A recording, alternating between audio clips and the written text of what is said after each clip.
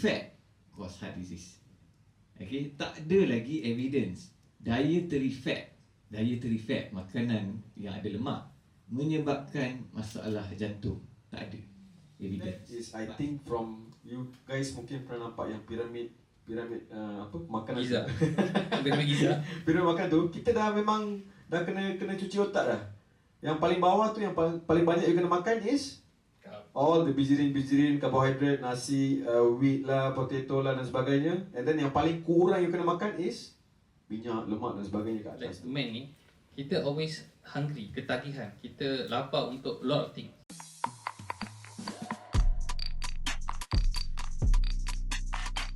Okay, what's up everybody and welcome kepada lagi satu episod Lesung Batu Medic Show. Tapi kali ini kita berwajah baru, lokasi baru disebabkan kami berkesempatan untuk membuat recording ni dalam satu majlis di mana Malaysian Podcast Festival, KL Pod Festival 2024 julung-julung kalinya telah diadakan dan kami telah diberikan kesempatan untuk buat our podcast di studio workshop tu. So bersama saya hari ini ialah Dr. Sashi dan Dr. Zam. Hello, hi. Dr. Zami. Hi guys. And today's topic is going to be about juga tentang kesihatan lelaki. Tapi topik dia agak menarik sedikit. Kita akan udarakan dalam masa beberapa hari lagi selepas sesi live ni. Topik dia ialah angry man is a hungry man. And kenapa subjek kesihatan lelaki ni sangat-sangat penting, kita akan bincang bersama tiga doktor. And let's get the ball rolling. Before that, just a shout out to the KL Podcast Studio because mereka telah bantu untuk buat setup di mana recording ni telah diselenggarakan dengan cukup mudah untuk kami. KL Podcast Studio juga merupakan tempat di mana Lesung Batu Medic Show bersiaran and all the recording is done there. So thanks again KL Podcast Studio. So Dr. Sashi, let's get the ball rolling. Alright, let's start. Men's health. Kita tahu sejak kebelakangan ni isu kesihatan lelaki ni mula naik. Yes. Okay? Isu feminisme kita ada, memang telah dihandle dengan begitu rapi oleh media arus perdana. Tapi kesihatan lelaki ni always kena henyak je. Okay, so you nak hentam, nak lesung dulu ke? Okay, let's go. Okay, ball rolling lah. Okay, kenapa benda ni berlaku? You mean why diketepikan? Okay, maybe because from my this pendapat lah kan. So saya rasa mungkin sebab tak mendapat what do you call this, tarikan yang bagus. And secondly, I think kalau there's a trajectory macam feminisme dan sebagainya, dia ada following mainstream media. Oh, okay, let's play on this. Tapi untuk masalah lelaki, I think it's not something which is discussed sebab also isu tabu juga kan, malu dan sebagainya. So lelaki mungkin tak nak discuss benda ni secara terus terang. Di mana wanita lebih lagi they're open to discuss their problems and topics openly. Men biasa orang katakan malu, tak nak, ego dan sebagainya. So many things. Tapi sekarang I think there is a change, ada arus perubahan di mana lelaki pun lebih cenderung juga dia nak discusskan benda ni. And now we have so many ways to discuss, as in like what we do at Sky Clinic kan, men's wellness, men's health dan sebagainya. And also so many other places. Dari segi mental also ada juga coach-coach yang lebih untuk lelaki dan sebagainya. So it is a huge change which is coming right now. And I'm glad that it's happening lah. Yeah. And Zami? Memang lelaki memang sifat dia macam tu lah. Dia akan diam diri until someone push them lah. So memang orang yang jumpa kita pun biasanya mungkin dah ada problem. And I think betul yang Dr. Shashi cakap, sekarang dah a lot of people aware because of the awareness out there, yang actually men's health ni dah neglected dah lama sangat. And semua orang duk cerita pasal even mental health pun semua duk fokus pada perempuan, bukan lelaki kan. So Ni tak boleh depress. Tak boleh. Tak boleh We cannot accept. You tak boleh sedih, you tak boleh luahkan hati. It's not man. So dia ada that kind of perception. That's why a lot of people dia macam keep quiet, dia tak cakap, tak, even isteri dia pun dia tak bagi tahu kan, pasangan dia, anak-anak pun tak bagi tahu. nak jadi silent hero lah. But man is actually you kena juga express diri you, you kena juga take care of your own health supaya you boleh take care of others. Tapi kalau kita lihat pada like man ni, kita always hungry, ketagihan. Kita lapar untuk lot of things. Kita lapar untuk success. We are hungry for reproductive health. We are hungry for money, health and everything. Because kalau you look dalam animal kingdom pun, animalia punya kingdom pun, we look into the biological position, siapa yang paling cantik in the female, in the animal perspective? It's always the male yang akan jadi the show off. Extra Show off. macam lion smell dan Yeah, sebagainya exactly. kan. Alpha. Bukan alpha, tetapi the female ni akan always tengok kepada what traits si lelaki tu, si jantan tu yang dapat offer. So adakah this thing is satu subjek yang this hunger is there? Of course kan. Animalia dan sebagainya. Everyone is a hunter. So even kalau nak katakan human, manusia ni, laki yang actually pergi untuk memburu kan, hunter. Now tak payahlah memburu kan, tapi I have to be a provider and provide for safety. Let's say you have a family and all those, you are the provider, you are expected to provide dan also expected to be the protector.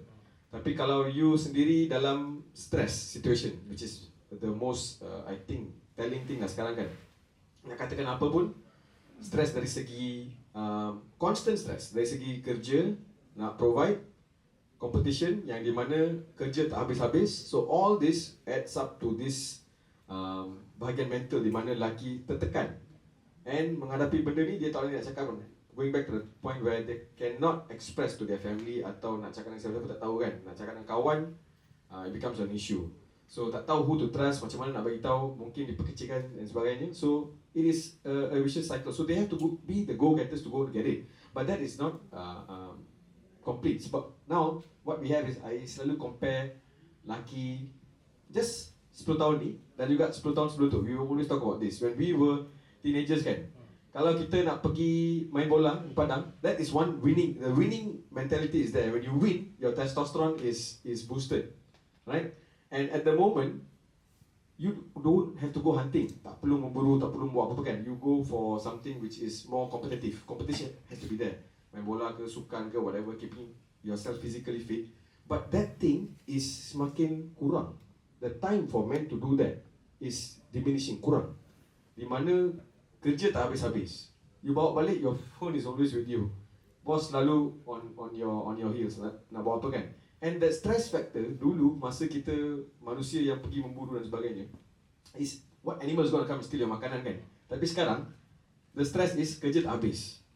Kerja tak akan habis, for sure. Tapi what happens is, your badan's response towards stress factor, which is cortisol, is biasanya go up, come down. Tapi sekarang, it is going to be one constant factor, constantly there, and your sleep is affected. Banyak benda yang affected. Your health is affected because your sleep is affected in the first place. True. So just to add on apa Dr. Sashi cerita, cortisol ni adalah satu stress hormone, and dia lah the first hormone yang pernah wujud as far as kita tahu.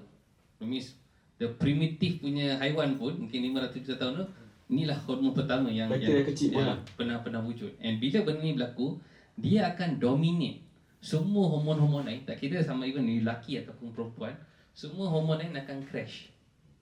Because dia akan feed the cortisol, because dia akan ambil kolesterol yang bagus tu untuk buat hormon kortisol ni dulu. But I want to ask Zami, dari segi our food, our gut microbiome and everything, bila stress ni berlaku, what's going on with the gut? Because kita nampak sekarang ni lelaki kebanyakan dia satu pack je, tak ada six pack dah sekarang.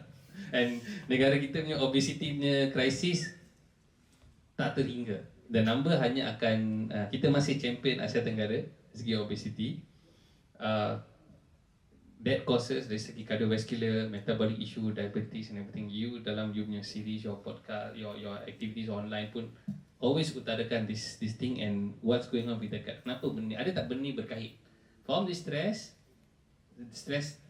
of income, stress untuk protection, stress untuk safety. Kita break down the skeleton, akan datang kepada benda asas je. Tapi kita manusia ni memang refine it and complicate it. Kita ada financial system, kita ada health system, political system, socio-economic, everything. Tapi kalau root cause, it's gonna be our basic necessities saja. Okay, this is very complex lah, okay. But I will make it simple. Okay, nak try simple kan sikit. So kita punya gut ni, kita punya sistem bila kita sebut pasal gut, it start from kita punya mouth until anus. So that is gut, bukan stomach dia. So dia ada the lining of the gut, dia ada neurons connecting to the brains. Dia ada nerve cells yang connecting to the brains. And part of our brains ni dia ada hypothalamus that control hunger and also rage. Okay. Right? Same part, banyak lagi lah, sexual behaviour, macam-macam dekat situ. And dia memang ada interaction with one another. Dia bidirectional punya relationship. So bila dua hala. Dia bukan start daripada gut saja. Dia boleh start daripada kita punya mental health. Bila kita selalu stress, kita akan disrupt. Dia akan signal the chemical, and also kita boleh disrupt the microbiota in the gut. So microbiota ni adalah benda-benda halus lah, benda hidup, microbes, sama ada virus, fungi, bakteria, and certain microbes ni dia ada responsibility in making neurohormones, serotonin, melatonin, and ada banyak lagi, even leptin pun ada, walaupun leptin ni daripada adipose tissue. Ada yang GABA, create GABA, untuk relax, untuk bagi kita tenang. So benda-benda gini yang akan relate, dia akan impact each other. Bila kita kurang serotonin, yang mananya produce, they say about 90 to 95% produce in the gut, but also from a lot of kita punya from brain as well. Even sedaman also increase serotonin. Yes. Bukan gut saja, tapi maknanya dia bila kita ada impact in the microbiome ecosystem tu sendiri, dia akan impact mungkin the lining tu akan jadi radang. Okay? Bila radang tu berlaku dan dia ada leaky gut dan neurotoxin boleh masuk, dan akan impact lagi kita punya brain health. So dia akan jadi satu cycle yang tak sudah kalau kita tak betul-betul treat the root problem dia, and not just treating gut, kita kena treat dua-dua. Kita tengok dua-dua dari segi mental dan juga kita punya gut health. So bila kita lihat again to the subject of bila hungry tu, lapar tu, the lelaki today mungkin pergi kerja, bukan macam dulu-dulu mungkin dia boleh balik ke rumah kalau dia tinggal di sawah, terus 5 minit you're back home. Tapi sekarang ni kita terpaksa akses kepada persekitaran yang kaya dengan karbohidrat.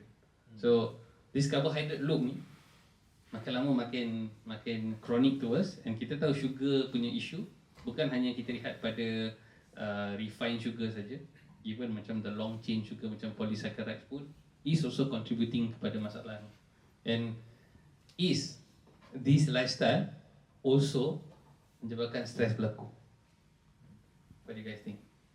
Of course, makanan is a huge factor. Sebab kalau kita bandingkan 70s, 80s, 70s, 80s dan sebagainya, kita punya makanan terproses is by leaps and bounds sangat tinggi.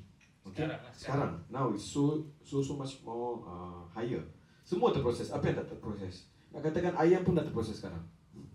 Even though it's not it's a livestock, tapi benda tu dah terproses kau dengan injection lah, makanan apa yang how do I say this? Apa yang livestock tu makan tu is also going to impact you juga. So benda yang dia makan pun dah terproses. It's already inside the animal. Benda tu akan affect kita juga. Masalah kesihatan lelaki ke, kesihatan perempuan ke, tak kisah, everything's gonna affect you. And penggunaan satu lagi benda yang sangat-sangat penting, plastik. Berapa banyak kita gunakan plastik sekarang berbanding dengan 20 tahun, 30 tahun dulu? A lot. Tapau lah, daripada Grab lah dan sebagainya, everywhere, worldwide, everywhere. So it's easier for you. Benda-benda macam satu benda yang biasa kita tak talk about sugars, we talk about lemak yang tak baik dan sebagainya. Tapi yang penting one thing lah, glyphosate, your pesticide. Benda ni mungkin orang, I tanya kawan-kawan I, you tahu tak apa tu glyphosate? Sampai glyphosate ni, macam Dr. Zamir katakan tadi, your gut health tu, dia akan ubah cara bakteria atau fungus dan virus dalam perut kita berfungsi. And in fact kita dapat tahu daripada 2-3 tahun lalu, lebih penting daripada struktur usus kita dan sebagainya, apa yang hidup dalam kita punya gut tu lebih penting, more than the structure itself. And even this bacteria is not only in your gut, there's a lot of bacteria in other parts of the body as well, which also produce like neuro triggers and all those. So banyak benda-benda ni yang penting. So sugars, yes, external what do you call this, macam toxin dan sebagainya, all this is affecting how much you feel like you can't lose weight dan sebagainya. This benda ni dia akan affect your hormone juga.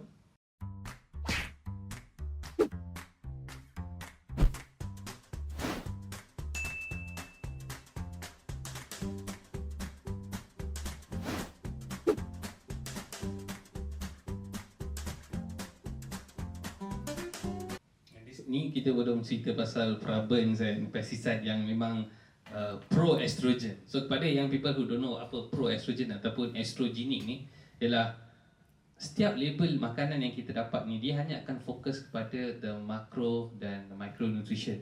Dia tak akan sebut apa pesticide mereka gunakan, mereka guna organic punya baja ke, chemical laced punya baja ke, lepas tu Apa warna yang digunakan, apa warna macam-macam ada. So all of this secara tidak langsung affect our gut. It's almost like macam sekarang ni, sama ada the big question I think dalam masa 5 ke 10 tahun akan datang is are we controlling the bacteria or the bacteria controlling us? It will be a big thing I think akan datang, like a revelation kepada what we know about medical science pun.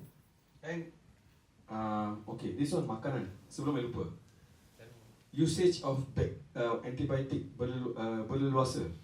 Sakit batuk sikit, sesama sikit, first thing, this is based on experience lah, parents akan minta doktor antibiotik. Doktor ni tak bagus, atau lagi antibiotik. Terus baru bersin datang ke klinik minta antibiotik. Pernah? Ya, selalu. Bersin baru sekali tau. So and then takut dia standby, doktor bagi standby. Standby tak sakit. Benda tu bukan shield pun. Sekali you masukkan antibiotik dalam badan you, benda tu dia bukan saja bunuh bakteria-bakteria yang mungkin pathogenic bakteria yang mungkin menyebabkan masalah kesihatan and all those, but dia akan bunuh juga sapu je lah semua lain, bantai je. Okay. Tapi you forgot lagi satu, is the antibiotics used dalam industri. That is yes. lagi teruk daripada apa kita ambil. Kita mungkin ambil antibiotics mungkin bila demam je. Tetapi in the industri pemakanan ni, tak nak dia akan tabur saja. Sama ada peternak udang ke, ayam ke, all of this. Some people claim saja antibiotic free, tapi mungkin ada benda lain kita gunakan, hormones and everything. Tetapi bila kita makan daging tu, that part of the antibiotic hasn't tak clear daripada daging tu. Dia masih dalam daging tu. And sampai dia dah jadi GMO basically. And kandungan arsenik dalam tulang ayam in ayam is one of the highest. Yeah, you know where is it from? It's from the penggunaan antibiotik. So arsenic in ayam is one of the highest. Interesting. So memang ramai orang overuse the antibiotic. So bila jumpa doktor, dia akan minta, doktor saya nak antibiotik.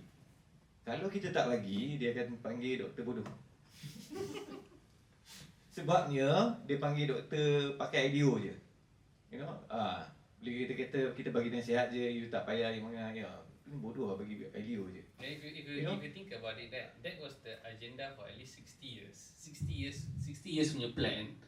At one point they were pushing all these antibiotics, then they push the vaccine. So it's all like Yeah. Memang overuse banyak, and a lot of people sekarang doktor jadi takut lah.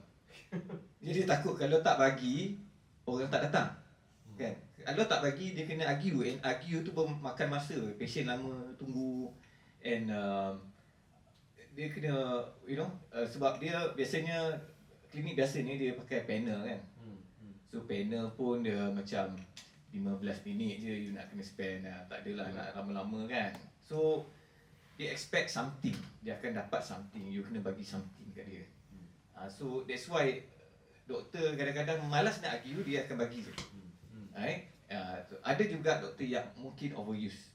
Dia sikit-sikit dia bagi antibiotik, sikit-sikit antibiotik because bagi dia no harm, mungkin dia tak faham. But the impact of antibiotic tu nak recover balik the microbes tu, it takes a lot of time. And a lot of people don't know, bila dia bunuh, okay, antibiotik ni dia ada gram positif and gram negatif. So dia tak ada selectively dalam gram negatif ni yang ni saja, tak ada. Dia akan bunuh all the kaum gram negatif ataupun gram positif punya kaum. So kita akan ada problem, maknanya ada imbalance kat situ, and that one akan create dysbiosis, imbalance of gut microbiome. Right? So macam kita duduk kat dunia ni juga, kita kena balance, kena cukup orang kata staff, kena cukup manager, kena cukup leader yang okey kan, yang orang yang bijak pandai, kena ada yang role dia semua kan. So kalau tak cukup, polis pun tak ramai, habis out. Jadi kita punya negara pun punah ranah. So sama dengan kita punya gut health, sama saja. So then now going back to the main pokok topik yang pokok ni. So in terms of what you see with men coming and complaining last minute or do they come early still? You rasa? Dia orang datang awal tak sekarang nowadays? Biasanya kalau kita tengok patients in the clinic, is every time last minute. Sama ada dari segi kesihatan lelaki ke, metabolic syndrome ke, gula kadar tunggal langgang, or ada cardiovascular issue, ada penyakit jantung, dah ada block baru datang. Until then, everything is status quo. But kalau kita lihat from this, just daripada perut ni, macam all the ancient Greek punya philosophies, everything begins in the gut. Nampak gayanya betul-betul kenyataan tu ialah 100% true, because daripada gut ni akan evolve stress dia. Because katakan I terdapat makan, kerja sampai pukul 4, 5, and then when you go back, you just thinking about, just give me anything lah, I will eat. You are desperate, and easiest option daripada convenience store apa is carb. Cubalah tengok our supermarket, berapa banyak luas kawasan persegi di mana mereka jual daging compared to the whole supermarket. It's like 90% is fully carb oriented, 1 or 2% only is the meat or fish or prawns or seafood or ikan ayam and everything, and the rest of it is just carb and refined carb. It's like flour. Even that is, I think, from you guys mungkin pernah nampak yang piramid apa makanan Giza. Piramid Giza. Piramid makan tu, kita dah memang dah kena cuci otak dah. Yang paling bawah tu, yang paling banyak you kena makan is all the bijirin carbohydrate, nasi, wheat lah, potato lah dan sebagainya. And then yang paling kurang you kena makan is minyak, lemak dan sebagainya kat atas tu. So this one itself is already implemented dekat all your fast food centers dan sebagainya. Where satu lagi benda is, kalau you makan protein pun mungkin you will feel full fast. You cannot recharge. You akan rasa penuh for a long time. Tapi kalau you makan carbohydrate, you will frequently go back again to makan benda tu. Kalau makan gula, lagi simple carb lagi. Lebih simple the carb, lebih higher your transaction for your insulin spike, you akan rasa lebih lapar lebih cepat lagi. So cell loop. So that is on the economic point of view lah. So memang that's how makan cepat apa je, makan je lah, that's one thing. And the thing dia banyak cerita pasal kalori kan. All the focus is on calorie diet, low salt diet, low fat diet. And bila cakap pasal kalori, okay, Calorie deficit. so dia macam okay, air Milo boleh. Oh, kuih tak apa, dia banyak ni kalori. But the quality of the food tu kan, and the macronutrient kat dalam tu yang penting is actually yang membuatkan orang jadi distracted dengan kalori, instead of apa yang bagi dia satiety, dia rasa lebih kenyang. And bila you cakap pasal processed food, ada one interesting fact that about emulsifier kat dalam dalam processed food, packaged food, dia akan disrupt ataupun damage the lining of the gut tu, yang akan ganggu the neurons and also CCK, dipanggil CCK, hormone sometimes, I think hormone juga lah. So dia akan actually suppress the hunger, the appetite. Okay, so tapi dia tak trigger that CCK. Jadi kita akan continuously rasa nak makan. So that's why bila kita selalu ambil processed food, benda ni akan ada. Kita akan ada continuously rasa nak makan, and juga dia akan trigger, dia akan kacau kita punya signal of other neuro receptors, neuro pathway yang agak kompleks lah. Tapi you mentioned about the emulsifiers, and kebanyakan emulsifiers are present dalam all our milk. And kita always promote dekat TV, susu ni bagus. Tapi satu benda yang people never ambil kisah is to read the label. So kebanyakan susu kotak yang kita beli and everything also, they extract the cow's fat tu, lemak daripada susu lembu tu di extract keluar, and they tambahkan dengan emulsifier ataupun lemak daripada sumber tumbuh-tumbuhan. So they can just add in kelapa sawit and everything to put the weight of the calorie, because calories senang nak kira. Kalau kita look into this complexity apa kita nak bincang ni, they cannot tell the mass public. They don't want to tell the mass public, because then everybody will start reading. Everybody will start belik tengok apa benda yang ada dekat belakang. Because kalau dia tulis kod ni E91 kurungan, siapa nak pergi Google?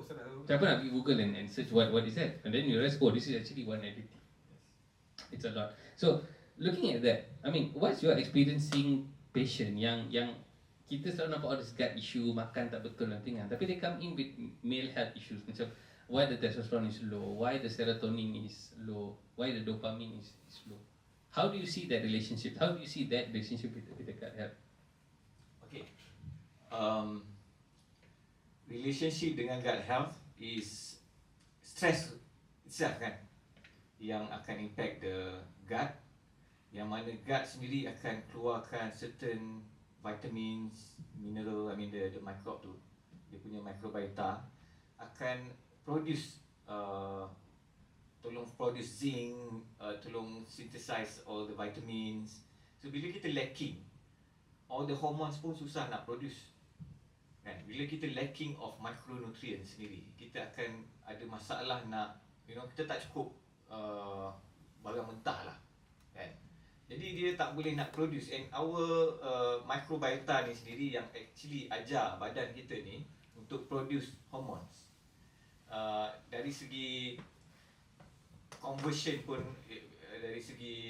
samalah, banyak testosterone dia tukar jadi estrogen, and estrogen ramai lelaki yang banyak kira tinggi estrogen yang mana dia convert because of mungkin hormonal imbalance kan. So resistance, insulin resistance, all that. So dia nak berkait tu rapat tu memang ada indirect way, especially the diet itself. Orang lelaki ramai tak makan cukup fat, tak cukup protein. Macam the one that I sebut CCK, it's actually dia boleh stimulated by certain amino acid, certain fatty acid, omega 3 fatty acid, amino acid, glutamine. Okay. Right? So benda-benda ni akan suppress dia punya appetite juga, yang mana kita tak makan, kita takut. And fatty food ni macam telur yang ada glutamine, ada fatty acid, fatty fish yang ada fatty food, yang ada omega 3, yang ada omega 6, ada banyak benda nutrien ni juga penting untuk buat hormon. And all the fat, we need cholesterol untuk create hormone. You know that for the so long, sampai kita nampak even our pakar-pakar perubatan pun still dia macam no, kolesterol is jahat, kolesterol tak bagus. Yeah. And kita tahu the latest studies are showing that kita tak lihat pada kolesterol as the punca segala-galanya. Dia tak ada kaitan langsung. It's much more of the insulin, it's much more of the sugar yang menyebabkan all of this berlaku. nak tambah apa? Ya, so sebenarnya test yang kita buat dekat blood test ya, jumpa biasa orang kata ada test kolesterol level tak? Tapi kolesterol level tu kalau you call mana-mana lab, tanya dia, lab test tu kualitatif atau kuantitatif? You tahu, most of your lab test untuk kolesterol sebenarnya is just quantitative je, it's not qualitative Dia test. formula je. It's formula je. Formula. Dia gunakan formula untuk calculate and dia akan dapat satu nombor. Tapi sebenarnya kalau kita nak betul-betul test kita punya level kolesterol dalam barang kita, you kena hantar untuk spektrografi kolesterol. Baru you akan dapat pecahan. Kalau kita tengok dalam tu, kita ada triglyceride, kita ada HDL, kita ada LDL. Dan triglyceride ada 10 komponen. HDL ada 5 ke 6 komponen. Tapi LDL biasa di mana kebanyakan pakar takut LDL you tinggi, ada 6 komponen. Dia ada komponen baik, komponen yang tak baik. Tapi apa dia punya kaitan dengan jantung? Sebenarnya, it is telling your body, your liver tu, sebenarnya kolesterol ni diproses di kita punya hati. So, kalau kolesterol tinggi dan sebagainya, conversion tu tak berlaku daripada triglyceride kepada HDL, di mana dia akan jadi kolesterol baik. And most of your seafood is triglyceride, ada banyak triglyceride sebenarnya, makanan laut. Tapi dia boleh convert to become HDL in your body. And itu fungsi your liver. Tapi kalau your triglyceride tetap naik, di mana triglyceride is the bad, mostly very low density, dan dia kata kolesterol yang paling boleh terapung, kan? So that tak convert jadi baik, your liver is becoming a problem. Kalau liver dah problem, the next thing that akan problem is your jantung. So this is how it correlates. Bukan kolesterol yang you makan tu terus pergi ke salur darah you dan sumbangkan salur darah you. Itu mitos. Tak berlaku macam tu. Tapi kalau kita nak check kolesterol yang boleh terapung dan boleh masuk salur darah kita dan boleh kacau jantung dan sebagainya, kita kena buat satu test panggil lipoprotein A dan lipoprotein B. Dan lipoprotein A lagi G2 lah, nak katakan, untuk test kalau jantung tu atau salur darah kita affected. Tapi ramai yang takkan buat. Kenapa? Mahal. Tapi if you betul, apa yang Dr. Shashi kata is one is cost, because public tidak didedahkan kepada all of this kind of things. So bila tak ada, kita boleh sorok. That's the problem in our healthcare system. Don't tell, don't test. Sama juga macam kaitan vitamin D ataupun pendedahan kepada cahaya matahari. Sangat-sangat penting to even help with the cholesterol function, to help dalam liver punya metabolism untuk proses banyak benda, because dia punya pergerakan tu vitamin D tu dia kena pergi pada hati, kepada ginjal untuk buat conversion, and kebaikan dia dari segi pembentukan hormon so much. And kita lihat kenapa isu-isu ni tak pernah berlaku dulu is because lelaki dulu ataupun wanita pun, the exposure untuk kerja dekat luar, pergi bendang, exposure pada sunlight and everything tinggi. Walaupun for me pergi ke kerja, sometimes take the train and stuff like that, tapi kalau tengok pada peratusan vitamin D still rendah, because kita masih jalan under shade, bawah tanah lah, terowong lah, sini sana lah. Kita dapat tempias cahaya matahari. We don't get the direct sunlight. Mungkin even 15 minit ke 20 minit pun tak ada. Hanya kalau you pergi pada satu kawasan yang betul-betul lapang, open, baru you akan dapat betul. Tetapi going to that, satu segment we see, bila kita kata macam budak-budak Gen Z tak ada drive untuk bersukan di kat luar, they have high drive to play indoor games, main e-sport and all this online gaming and everything, that memerlukan so much of focus that for them dapat sukses sedikit, their dopamine akan melonjak. Tetapi one interesting thing, so dopamine in that situation will also increase a heavy amount of testosterone together. It's like almost people who are using cocaine and stuff like that, the surge. So bila dia tak dapat that high, rage happens. Rage happens among budak-budak kecil because mak dia tak bagi main. Okay, stop. Kota you dah main 4 jam dah cukup. 7 minggu tak boleh main lagi. Dia akan melenting, dia akan lawan and everything. And we seeing that rage lah. We seeing that rage. Then dia macam tunjuk boycott, tunjuk perangai and everything. Because the testosterone also surge at the same time. In a bad way. Tapi kalau kita gunakan the success kepada lelaki in different perspective. Okay, you complete a marathon, you dapat satu runner's high, your testosterone will check up. You macam buat your best set, highest rep, testosterone will go up. Or your business success and everything, testosterone akan go up. That one memang proven. the link between dopamine and testosterone is proven already by science. But this is also a problem where as we are not seeing Gen Z at dekat klinik because mereka masih muda. Tetapi trust me lah, 5-10 years time to come, when they masuk pada alam perkahwinan and everything, we will see these people. Do you think it will happen?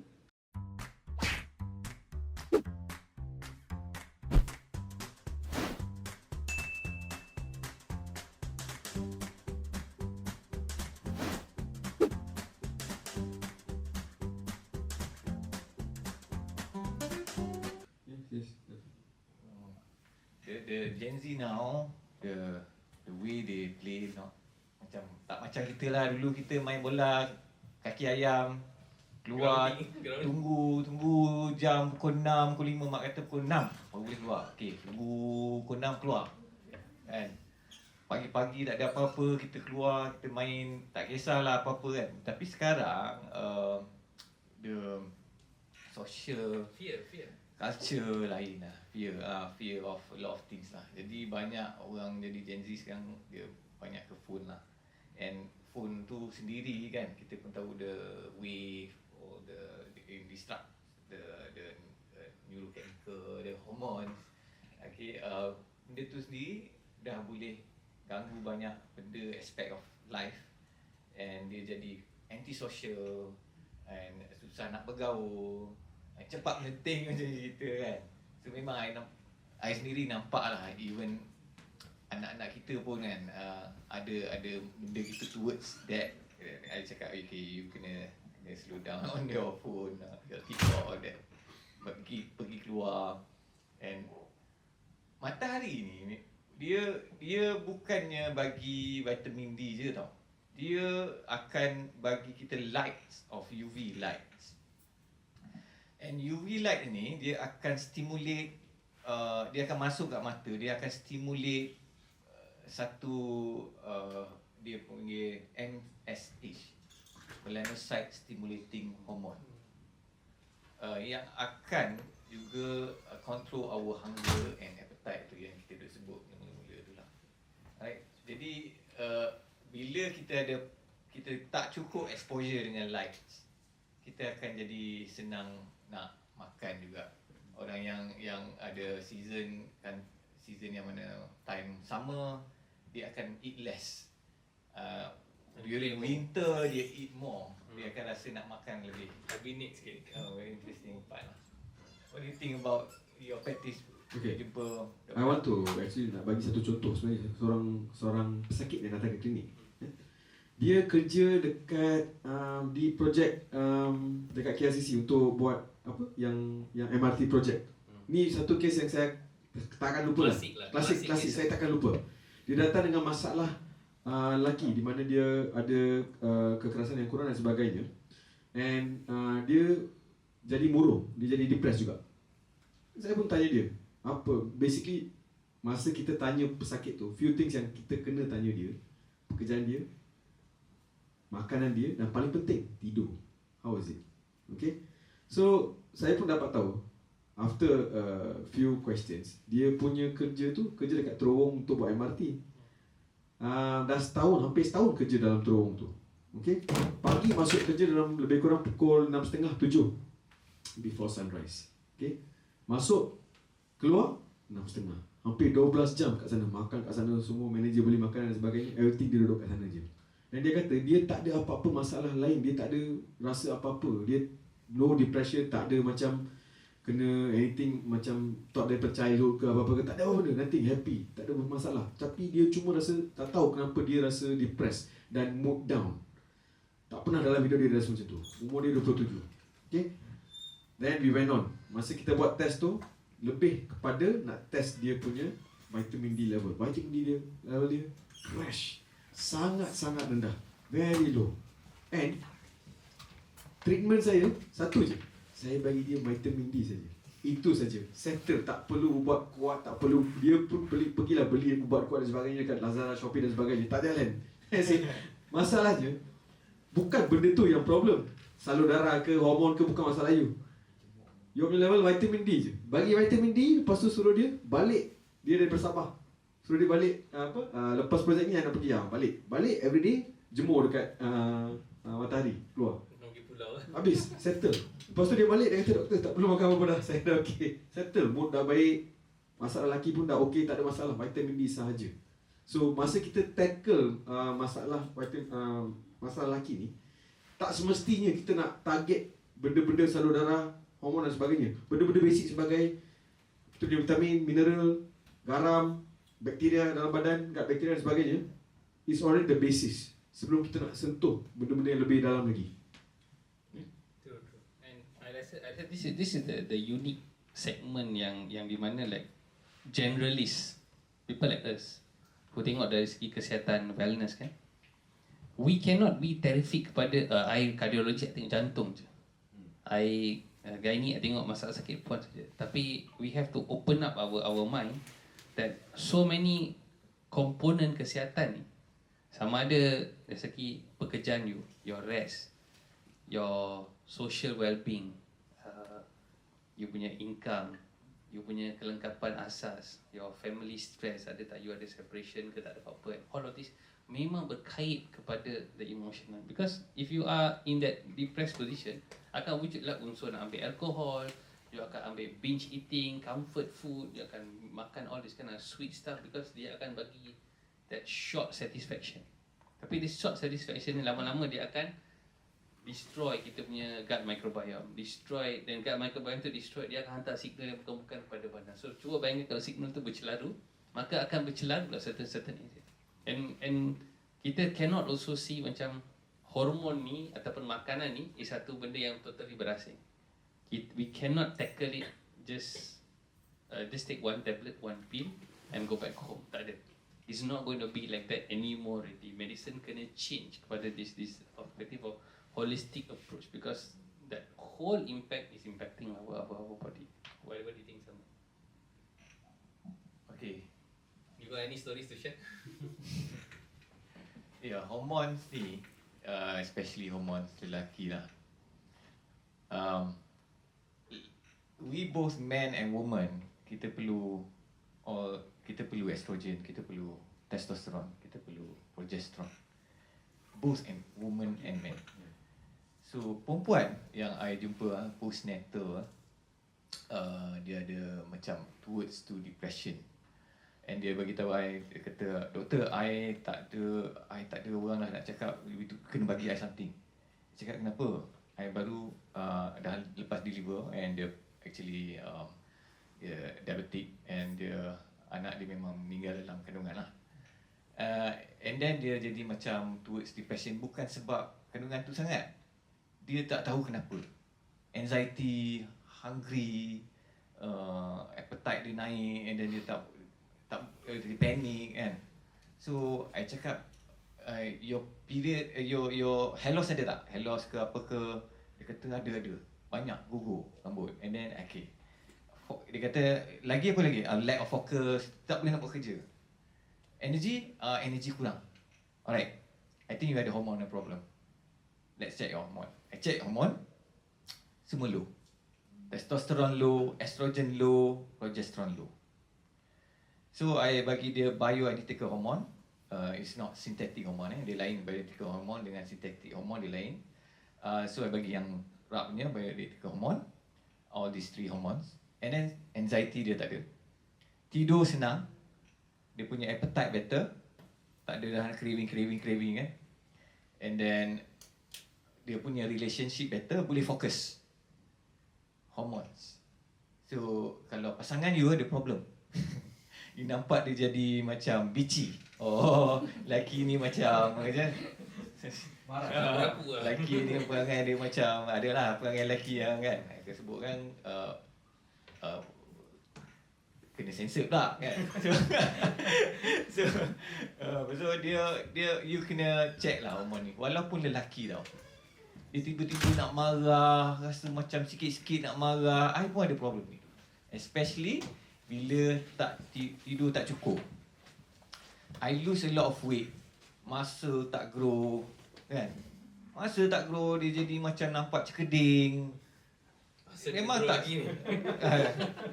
So dia nampak memang tak sihat lah, sangat-sangat shrink lah. Right, so memang berkait dengan hormon. And vitamin D tu ramai sangat orang low, and dia memang associate dengan banyak chronic disease, diabetes, obesity, hypertension, you name it, banyak relate dengan vitamin D. And the reason kita kurang is because dia banyak digunakan. Ada orang mungkin dia expose, tapi kita banyak guna vitamin D tu untuk cell repair, untuk detox, untuk buat hormon, untuk macam-macam. Kan? So bila kita kurang even vitamin D and then magnesium, dia berkait, dia berkawan. Dia satu dia sepupu sepapah. Kalsium, magnesium, vitamin D. Biasanya orang akan tumpu kat kalsium je. Sikit-sikit kalsium. Oh, sakit lutut, kalsium. Ini kalsium. Tapi tak pernah tengok dekat aspek vitamin D and magnesium. Okay, magnesium tu sendiri dia ada 600 enzymatic reaction yang process a lot of things dalam body ni. Tak cukup magnesium, tak cukuplah vitamin D. And makanan kita makan memang daripada soy yang dah tak cukup, mungkin tak cukup magnesium kan. So adalah bila you tak cukup magnesium, you akan ada anxiety, you akan ada depression juga. Sebab tu orang yang pregnant, lepas masa dia pregnant tu dia akan banyak pakai magnesium, and blood pressure dia senang naik because magnesium dia control blood pressure. Blood sugar senang naik because magnesium, vitamin D control blood sugar as well.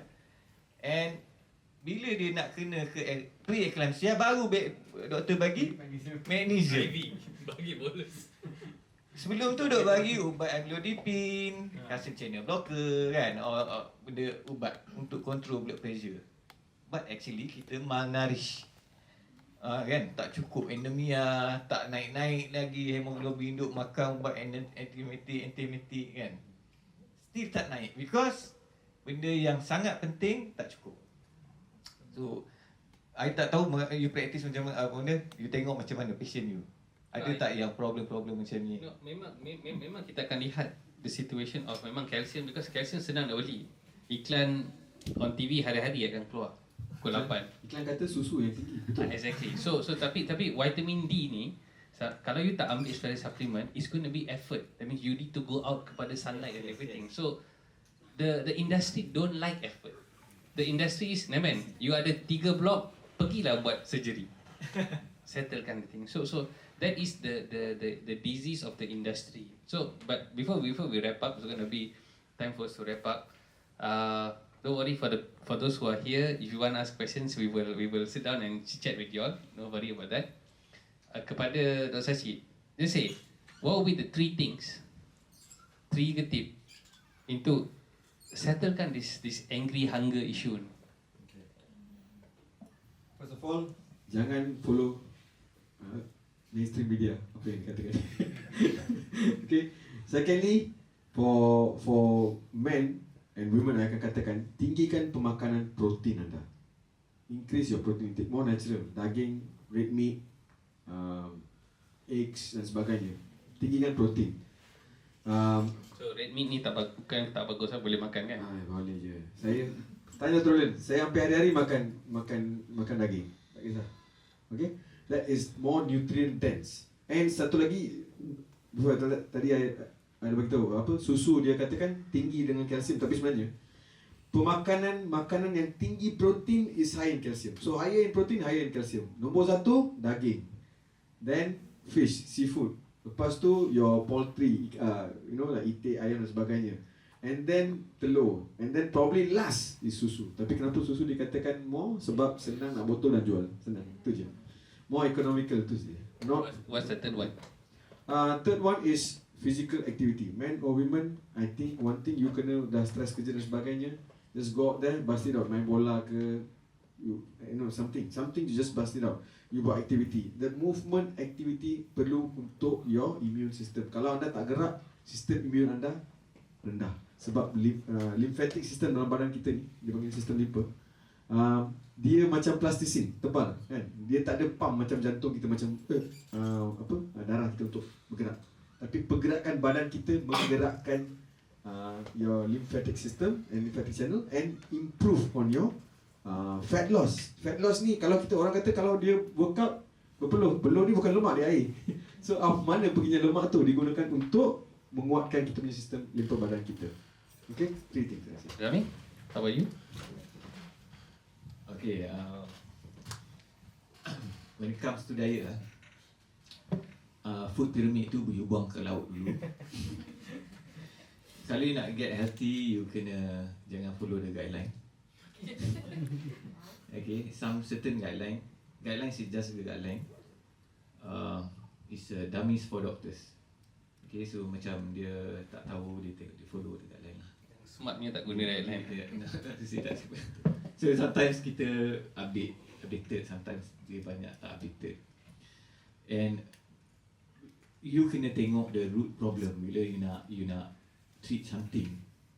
You kena tengok in the past what you do. In the past apa you makan sebelum you kena sakit tu. You makan apa masa you sakit? Sebelum you sakit. Bukan masa you sakit. Sebelum you sakit. Okay? So sebelum you sakit, you high kolesterol tinggi. Okay? Tapi apa yang makan hari-hari? Adakah benda yang berlemak? Adakah benda daging banyak? No, I don't think so. You makan kuih, biskut, air Milo, sihat dan kuat. Kan? Itu yang naikkan kolesterol you. Okay? Because sugar boleh turn to kolesterol. The misconception yang orang suka dan juga food industry suka, kita fikir yang mananya fat cause heart disease. Okay, tak ada lagi evidence dietary fat, makanan yang ada lemak menyebabkan masalah jantung. Tak ada evidence. But sugar ada. Sugar very strong, causing atherosclerosis. Sugar, bukan kolesterol from food. Tak ada.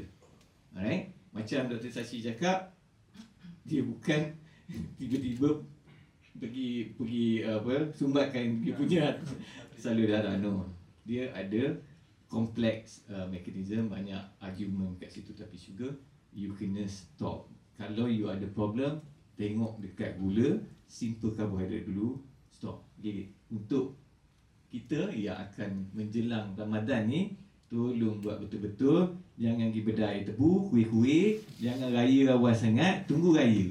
Okay? Tunggu raya dulu, baru you makan.